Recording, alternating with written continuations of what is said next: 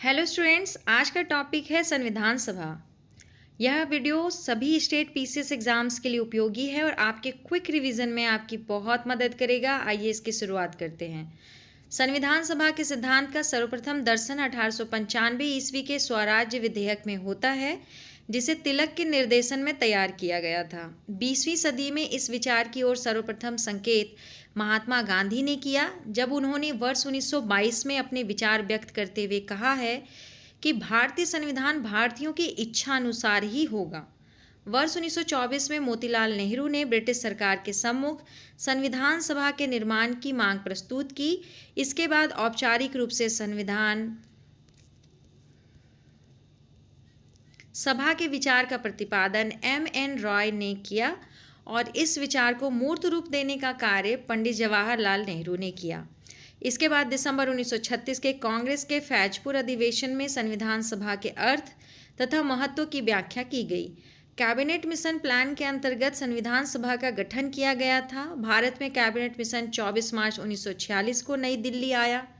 Mission की घोषणा के समय इसके अध्यक्ष सर पैट्रिक लॉरेंस ने यह स्पष्ट किया था कि इस मिशन का उद्देश्य स्वतंत्र भारत का संविधान तैयार करने के लिए शीघ्र ही एक कार्य प्रणाली तैयार करना तथा अंतरिम सरकार के लिए आवश्यक प्रबंध करना था।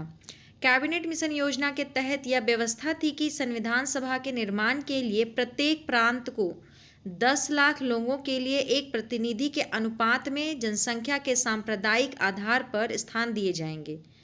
मतदाताओं के केवल 3 वर्ग माने गए, आम यानी कि नॉर्मल, दूसरा मुस्लिम एवं सिख को भी केवल पंजाब में। कैबिनेट मिशन योजना के अनुसार जुलाई 1946 में संविधान सभा के चुनाव हुए। संविधान सभा के प्रांतों के लिए 296 सदस्यों के लिए ही चुनाव हुए। कांग्रेस के 208 सदस्य जीते, मुस्लिम लीग के 73 और 15 अन्य दलों और स्वतंत्र उम्मीदवार के रूप में निर्वाचित होकर आए। मोहम्मद अली जिन्ना भारत की संविधान सभा के सदस्य नहीं थे। इस लाइन को आप दोबारा सुन लीजिए। मोहम्मद अली जिन्ना भारत की संविधान सभा के सदस्य नहीं थे, याद रखिएगा। संविधान सभा का प्रथम अधिवेशन 9 दिसंबर 1946 को हुआ। इसके अस्थायी अध्यक्ष डॉक्टर सच्चिदानंद सिन्हा थे। 11 दिसंबर 1946 को संविधान सभा की दूसरी बैठक दिल्ली में हुई, जब डॉक्टर राजेंद्र प्रसाद को स्थायी अध्यक्ष निर्वाचित किया गया। भारत के संविधान को 26 नवंबर 1949 को अंगीकृत किया गया था। अपने गठन के समय संविधान सभा संप्रभु नहीं थी। 14 अगस्त 1947 की मध्य रात्रि यानी 15 अगस्त को संविधान सभा भारतीय अधिराज्य के लिए संप्रभु संविधान सभा घोषित की गई। उस दिन इसके अध्यक्ष राजेंद्र प्रसाद थे।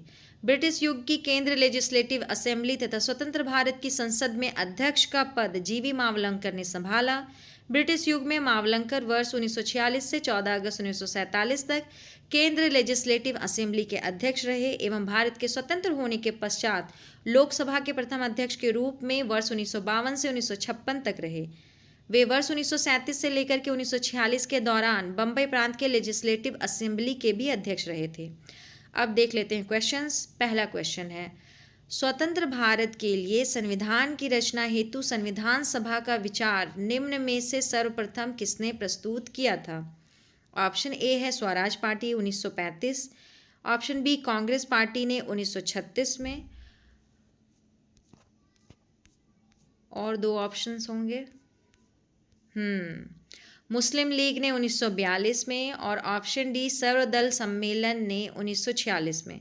तो इसका सही आंसर क्या हो जाएगा? इसका सही आंसर ऑप्शन बी हो जाएगा, कांग्रेस पार्टी ने 1936 में। व्याख्या देख लीजिए। संविधान सभा के सिद्धांत का सर्वप्रथम दर्शन 1895 ईस्वी के स्वराज विधेयक में होता है, जिसे तिलक के निर्देशन में तैयार किया गया था। 20वीं सदी में इस विचार की ओर सर्वप्रथम संकेत महात्मा गांधी ने किया, जब उन्होंने वर्ष 1922 में अपने विचार व्यक्त करते हुए कहा कि भारतीय संविधान भारतीयों की इच्छा अनुसार से ही होगा। वर्ष 1924 में मोतीलाल नेहरू ने ब्रिटिश सरकार के सम्मुख संविधान सभा के निर्माण की मांग प्रस्तुत की। इसके बाद औपचारिक रूप से संविधान सभा के विचार का प्रतिपादन एम.एन. रॉय ने किया और इस विचार को मूर्त रूप देने का कार्य पंडित जवाहरलाल नेहरू ने किया। इसके बाद दिसंबर 1936 के कांग्रेस के फैजपुर अधिवेशन में संविधान सभा के अर्थ तथा महत्व की व्याख्या की गई। उल्लेखनीय है कि विकल्प में यदि स्वराज पार्टी ने वर्ष 1934 ऐसा लिखा होता तो यही विकल्प सत्य होता, क्योंकि वर्ष 1934 में रांची में गठित स्वराज पार्टी ने संविधान सभा के गठन की मांग सर्वप्रथम की थी, लेकिन ईस्वी गलत था, 35 लिखा हुआ था, इसलिए ऑप्शन के हिसाब से कांग्रेस पार्टी 1936 सही हो जाएगा। दूसरा नंबर क्वेश्चन, संविधान सभा जिसने भारतीय संविधान का निर्माण किया, इसका गठन किसने किया था? Option A Indian independence act के अंतर्गत, option B government of India act 1935 के अंतर्गत, ऑप्शन सी महारानी की घोषणा के अंतर्गत और option D cabinet mission plan के अंतर्गत। तो इसका सही आंसर है option D cabinet mission plan के अंतर्गत। ठीक है, कैबिनेट मिशन प्लान के अंतर्गत संविधान सभा का गठन किया गया। भारत में कैबिनेट मिशन 24 मार्च 1946 को नई दिल्ली आया।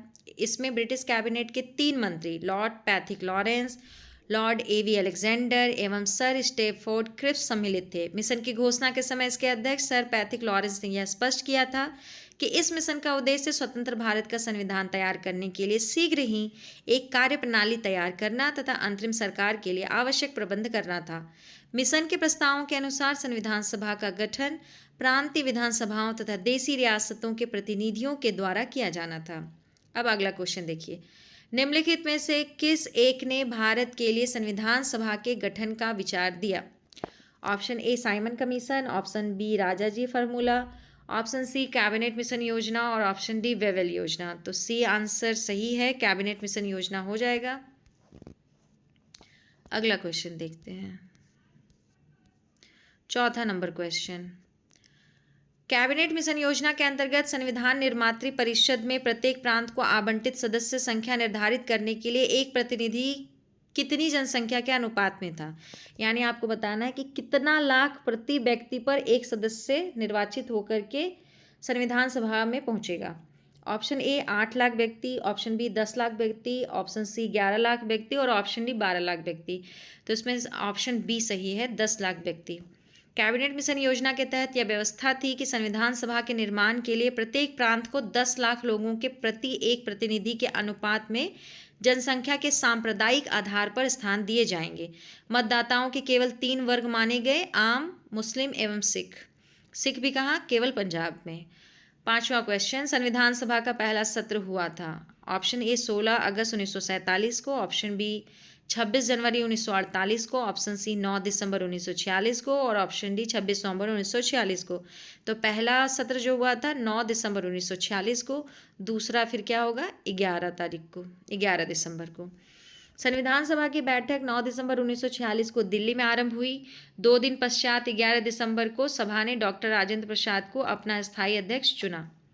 छठा नंबर क्वेश्चन, इनमें से कौन भारतीय संविधान सभा का अध्यक्ष थे? Option A doctor Rajendra Prasad, option B Pandit Jawaharlal Nehru, option C Sardar Patel, option D doctor BR Ambedkar. Option A doctor Rajendra Prasad सही है। डॉक्टर राजेंद्र प्रसाद भारतीय संविधान सभा के अध्यक्ष थे। सातवां क्वेश्चन देखिए, भारतीय उपनिवेश के लिए प्रभु सत्ता संपन्न संविधान सभा के प्रथम अध्यक्ष थे। क्वेश्चन रिपीट हो गया है, जल्दी आप इसको देख लीजिए। सी राजगोपालाचारी, मौलाना अबुल कलाम आज़ाद, राजेंद्र प्रसाद, सच्चिदानंद सिन्हा। ऑप्शन सी सही है, राजेंद्र प्रसाद। अपने गठन के समय संविधान सभा संप्रभु नहीं थी। 15 अगस्त 1947 को संविधान सभा भारतीय अधिराज्य के लिए संप्रभु संविधान सभा घोषित की गई।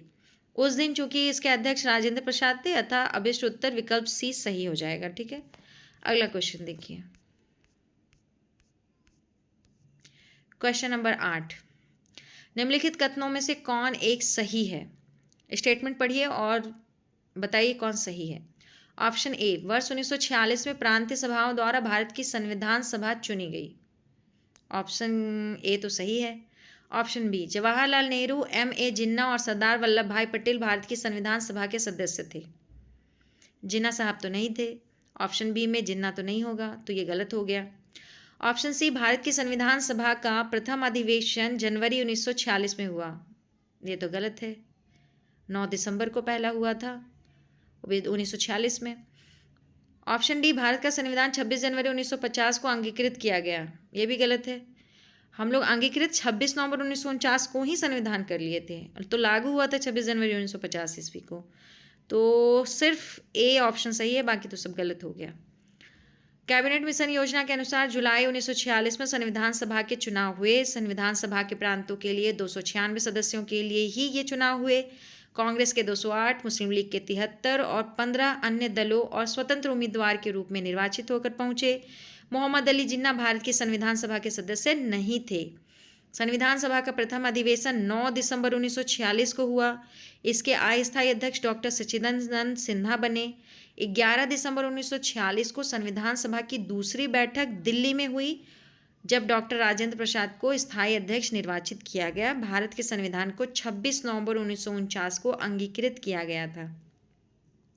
9वां क्वेश्चन, सच्चिदानंद सिन्हा किसके साथ जुड़े थे? ऑप्शन देखिए, भारत छोड़ो आंदोलन, दांडी मार्च, सविनय अवज्ञा आंदोलन और इनमें से कोई नहीं। ऑप्शन ए सही हो जाएगा, भारत छोड़ो आंदोलन। सच्चिदानंद सिन्हा भारत छोड़ो आंदोलन के साथ जुड़े थे। इन्हें संविधान सभा के प्रथम अधिवेशन जो कि 9 दिसंबर 1946 को हुआ था, उसमें सर्वसम्मति से अस्थायी अध्यक्ष चुना गया था। 10 नंबर क्वेश्चन, निम्न में से किसने ब्रिटिश युग की केंद्र लेजिस्लेटिव असेंबली तथा स्वतंत्र भारत की संसद में अध्यक्ष का पद संभाला था?